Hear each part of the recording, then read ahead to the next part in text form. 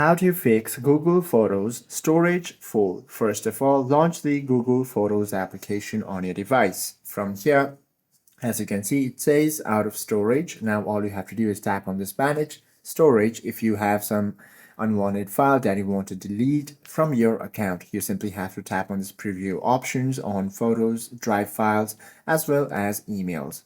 Once you go through all of these options, you can instantly get few more storage for your account. Or what you can do is tap on this get storage option. From here you can select any plan, annual or monthly, according to your choice.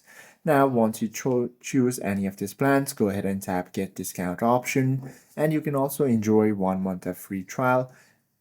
Once you add in your payments over here, you simply have to pay the bill amount and your account will be eligible for larger space. Hope this video helps you out a lot. If you have any questions or queries, do comment down below.